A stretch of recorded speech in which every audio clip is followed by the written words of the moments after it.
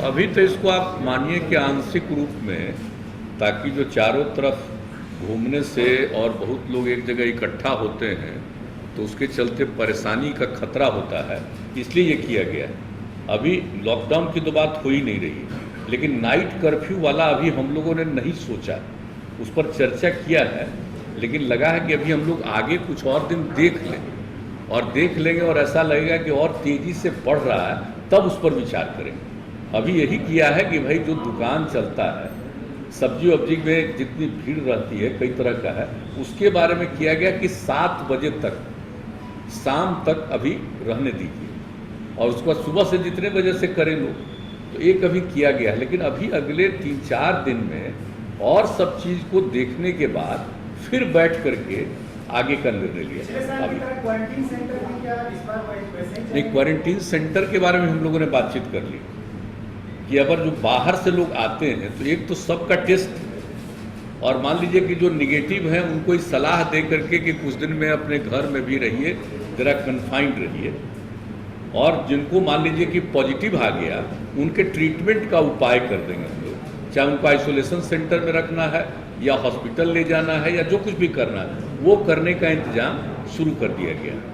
लेकिन एक चीज़ है कि जो हम लोग पहले क्वारंटाइन सेंटर बड़े पैमाने पर हम लोग बनाए थे, चूँकि उसके लिए बड़ी संख्या में लोग आए थे, स्पेशल ट्रेन से लोग आए थे, लगभग 22 लाख लोग, तो उसमें करीब करीब 15 लाख लोगों को पिछले वर्ष हम लोगों ने क्वारंटाइन सेंटर में रखा था 14-14 दिन। तो वो वाली स्थिति तो अभी है नहीं, लेकिन फिर भी एक बात आज मीटिंग में किया है कि भाई कुछ क्वारंटाइन सेंटर के बारे में भी हम लोग सोच लें कि कौन सा प्लेस होगा, खास करके सब डिवीज़न के लेवल पर एक देख लीजिए और क्वारंटाइन सेंटर का प्लेस देख लीजिए, और अगले 3-4 दिनों में और जो परिस्थिति आ जाएगी 4-5 दिनों में, उसका हम लोग वैसा भी कोई निर्णय लेंगे कि क्वारंटाइन सेंटर में लोगों को कहेंगे।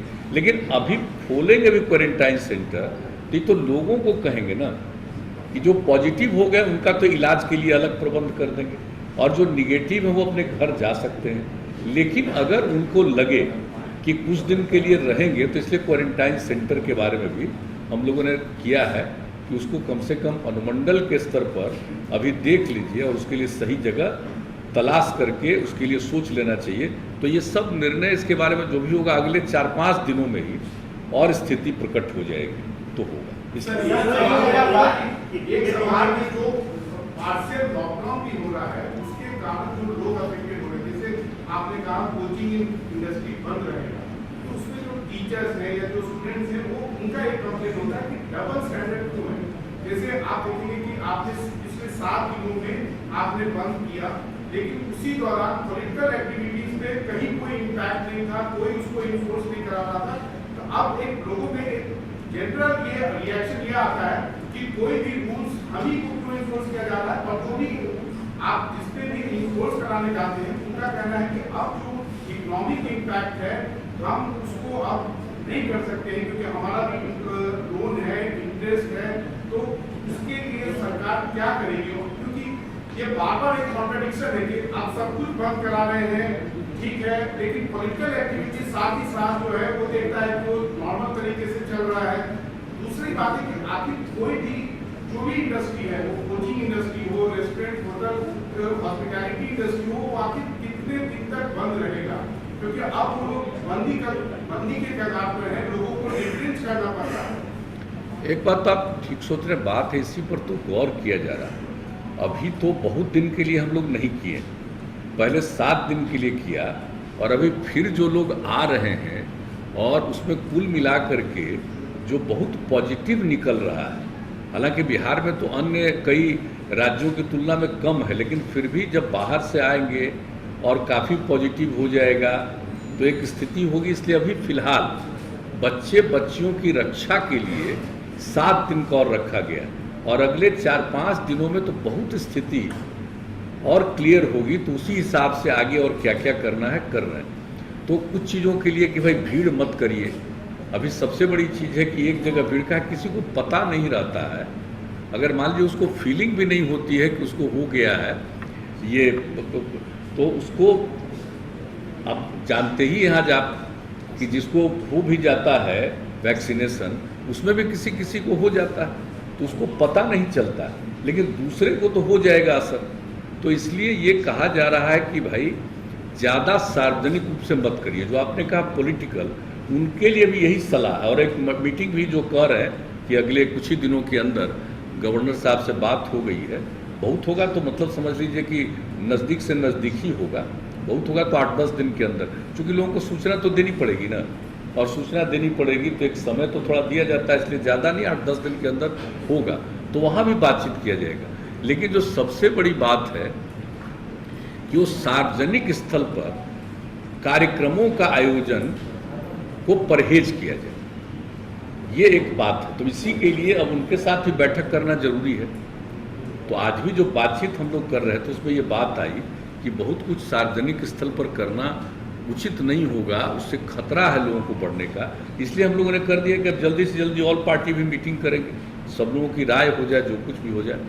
लेकिन अभी जो रोज बढ़ रहा है उसी को ध्यान में रखते हुए अभी कुछ किया गया कि साहब ऐसा है अभी।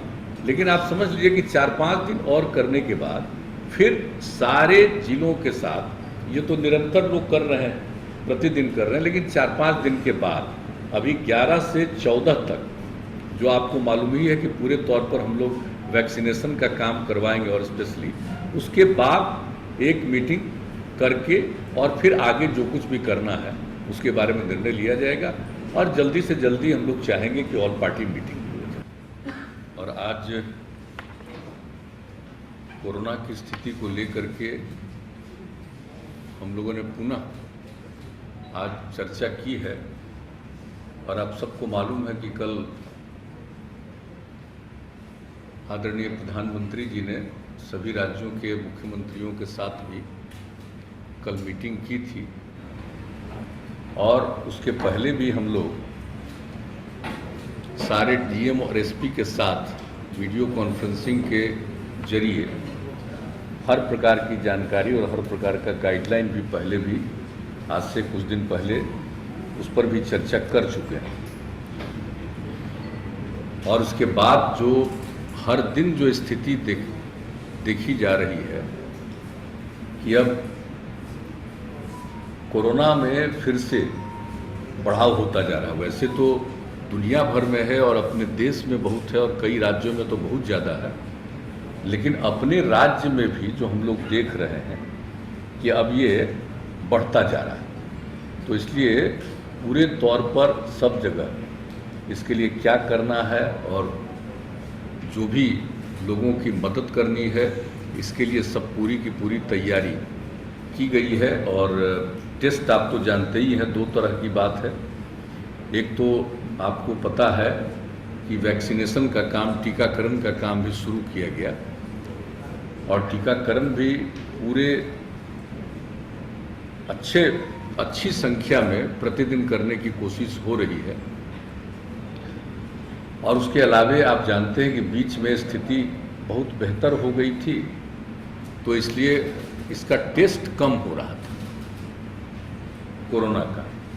लेकिन जब हम लोगों को लगा कि नहीं इसको टेस्ट बढ़ाना चाहिए तो धीरे धीरे वो बढ़ाया गया। और अभी जो पिछली मीटिंग जिलों के साथ हम लोगों ने की थी तो उसी में ये तय कर दिया था कि भाई हम लोगों को प्रतिदिन बहुत जल्दी 1 लाख जांच पर प्रतिदिन ले जाना चाहिए। और लगभग अब उस स्थिति में हम लोग पहुंच रहे हैं और भी अगर ज़रूरत होगा तो और ज़्यादा भी जांच करेंगे।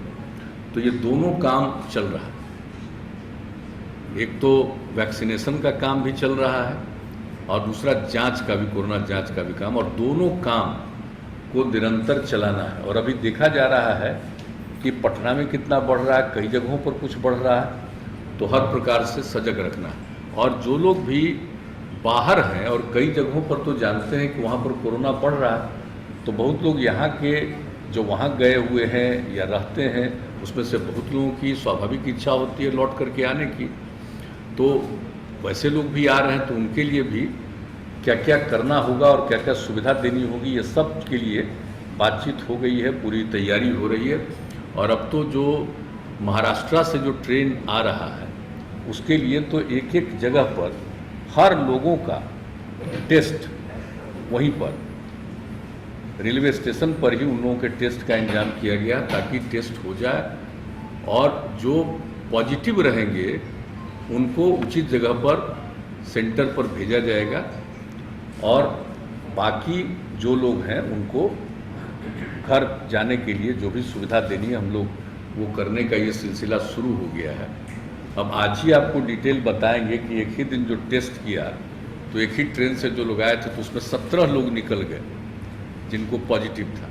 तो इसलिए इसको देखते हुए पूरे तौर पर ये हो गया है कि सब लोगों का जो आएंगे इस तरह से आते हैं और ख़ास करके महाराष्ट्र से तो उनका सब का पूरा टेस्ट और जहाँ भी ट्रेन जिन जगहों पर लगभग 18 जगहों पर से होते हुए जाता है तो उन सभी जगहों पर जो लोग उतरेंगे उनका टेस्ट भी किया जाएगा और ध्यान भी रखा जाएगा अगर कोई पॉजिटिव है तो उनके लिए आइसोलेशन का भी प्रबंध और इलाज का भी प्रबंध। और दूसरी बात है कि जो ठीक हैं उनको भी सलाह दिया जा रहा है कि भाई आप घर जाइए और कुछ दिन एकदम बिल्कुल हल्का घर के अंदर भी इस तरह से रहिए, तुरंत बाहर ज़्यादा मत घूमिए।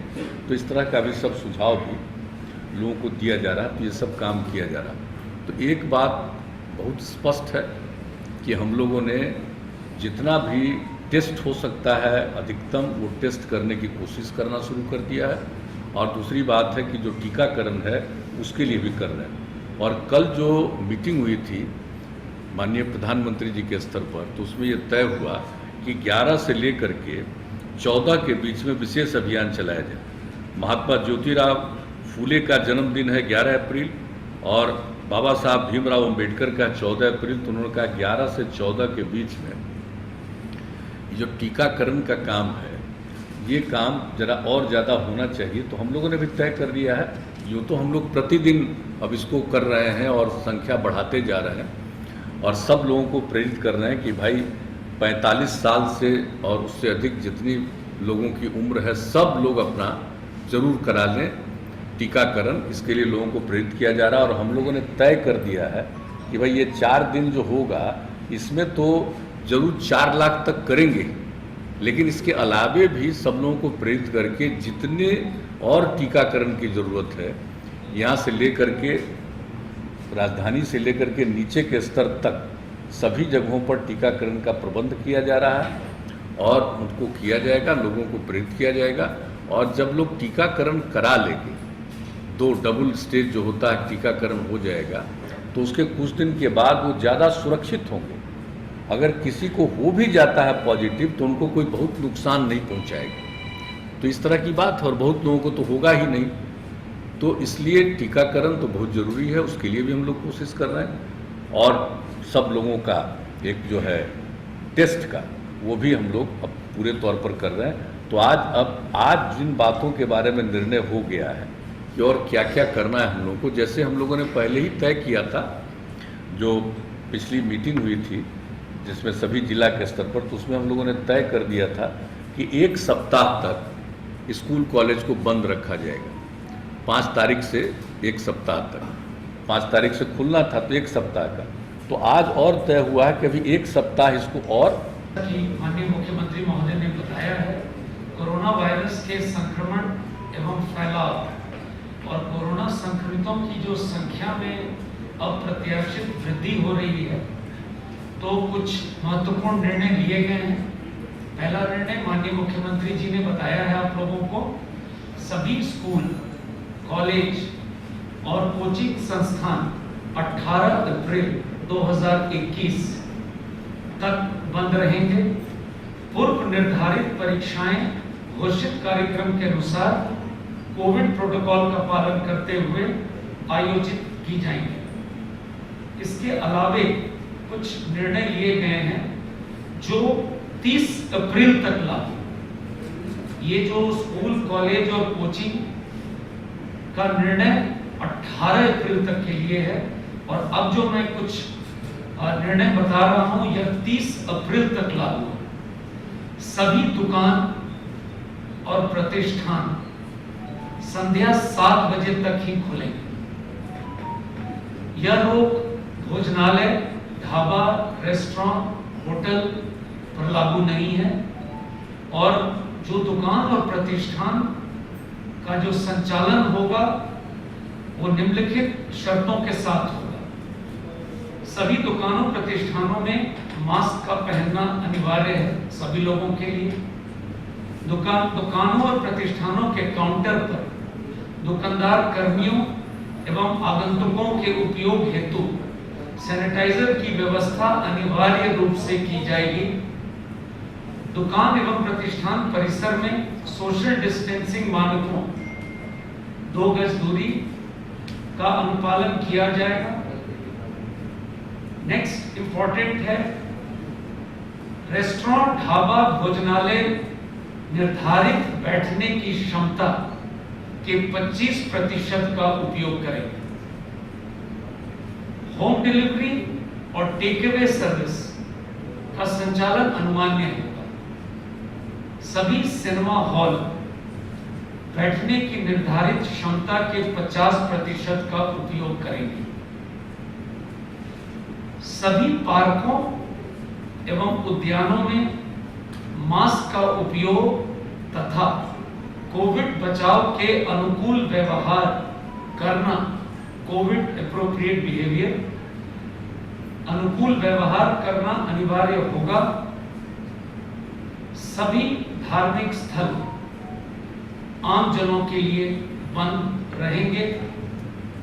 सरकारी कार्यालयों में उप सचिव या समकक्ष तथा उनसे वरीय अधिकारी 100% एवं उनसे अधीनस्थ अधिकारी कर्मचारी प्रतिदिन बारी बारी से 35% उपस्थित रहेंगे। जो आवश्यक सेवाएं हैं यथा पुलिस, फायर ब्रिगेड, स्वास्थ्य, आपदा प्रबंधन, दूरसंचार, डाक, बैंक इत्यादि से जो विभागें हैं संबंधित, ये उन पर लागू नहीं होगी। प्राइवेट कार्यालय एवं संस्थाओं के व्यावसायिक और गैर व्यावसायिक कार्यालय में 33% कर्मियों के साथ खोलने की अनुमति होगी, किंतु यह औद्योगिक प्रतिष्ठानों पर यह बंदेज लागू नहीं होगा। वो यथावत पूर्व की भांति काम करेंगे। सार्वजनिक स्थलों पर किसी भी प्रकार के आयोजन, सरकारी एवं निजी, पर रोक रहेगी। अंतिम संस्कार के लिए 50 तथा श्राद्ध एवं विवाह के लिए 200 व्यक्तियों की अधिसीमा रहेगी और पब्लिक ट्रांसपोर्ट में निर्धारित बैठने की क्षमता के 50% के उपयोग की अनुमति रहेगी। आज ये कुछ महत्वपूर्ण निर्णय हुए हैं। फैशनेबल दिखना हर किसी का हक है। अगर आप भी ऐसा ही सोचती हैं, तो चले आइए द रॉयल फैशन, जहां आपको मिलता है खूबसूरत लेडीज गारमेंट्स का beautiful collection. The royal fashion, a beautiful collection of ladies garments and boutique, UB tower, ground floor, Saraiyaganj, Muzaffarpur, या कॉल करें 8210196723। द रॉयल फैशन, क्योंकि फैशनेबल दिखना हर किसी का हक है।